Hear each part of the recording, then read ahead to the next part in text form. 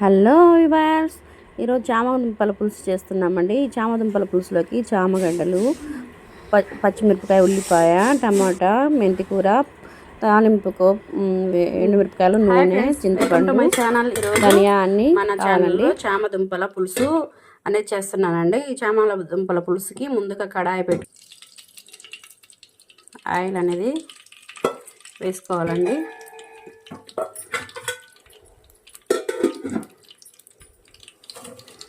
చూడండి, చామదుంపల పులుసుకి అంతా రెడీగా ఉంది. ఇగో చామగడ్డలు కూడా ఉడికించి పెట్టుకున్నాను. ఈ ఆయిల్ కాగిన తర్వాత మనం పోపు దినుసులు అనేది వేసుకుందామండి.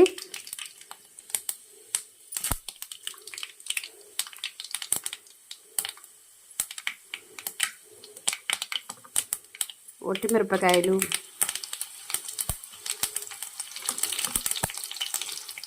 ఉల్లిగడ్డలు వేసి వేసుకున్నాం. ఫస్ట్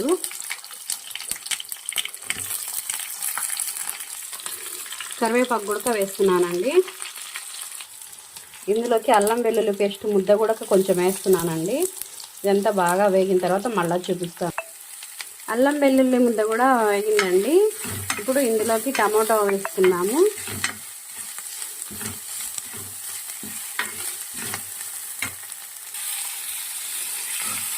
నేను టమాటా వేసాను కదా, ఈ టమాటా కొంచెం బాగా సాఫ్ట్ అయ్యే వరకు వేసుకున్నాము.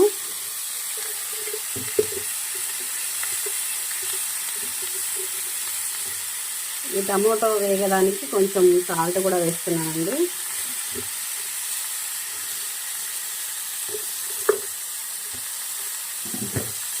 కొంచెం పసుపు కూడా తగినంత వేసి ఇదంతా వేగినాక మళ్ళీ ఇప్పుడు దీంట్లో కారం వేసుకుందామండి.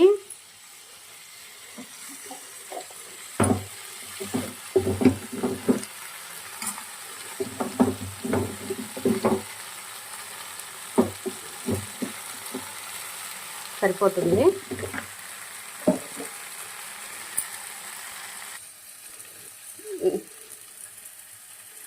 నేను ఇందులో ధనియాలు, తెల్లగడ్డ, కొబ్బరి, గసగసాలు, చింతపండు, జీలకర్ర వేసి మిక్సీ పట్టించుకున్నానండి. కొంచెం వాటర్ వేసి మెత్తటి పేస్ట్ చేసుకున్నాను. దీన్ని ఇందులో వేసుకొని బాగా కలుపుకొని వాటర్ పోసుకోవాలండి.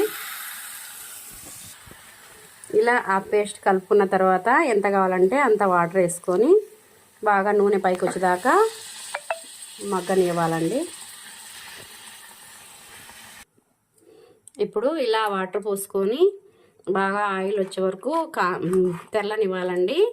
ఈ తెల్లేటప్పుడే ఈ చేమదుంప అనేది వేసేస్తున్నాను ఇందులోనే. ఎందుకంటే ఇంకా కొంచెం ఏమన్నా ఉడకాల్సింది ఉంటే దీంట్లోనే ఉడికేసిద్ది అని చెప్పేసి. బాగా ఉడికిన తర్వాత మళ్ళీ ఒకసారి చూపిస్తాను ఫ్రెండ్స్. ఇదిగోండి ఫ్రెండ్స్, ఈ చామదుంపల పులుసు అనేది ఉడికిపోయింది. రెడీ టు ఈట్ అండి.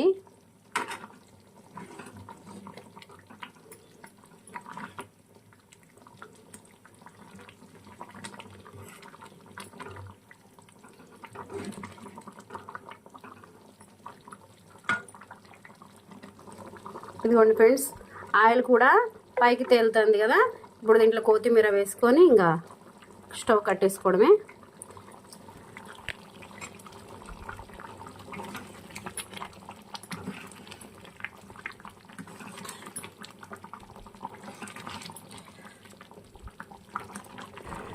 వీడియో నచ్చినట్టయితే లైక్ చేయండి, సబ్స్క్రైబ్ చేయండి, షేర్ చేయండి, కొంచెం కోఆపరేట్ చేయండి ఫ్రెండ్స్.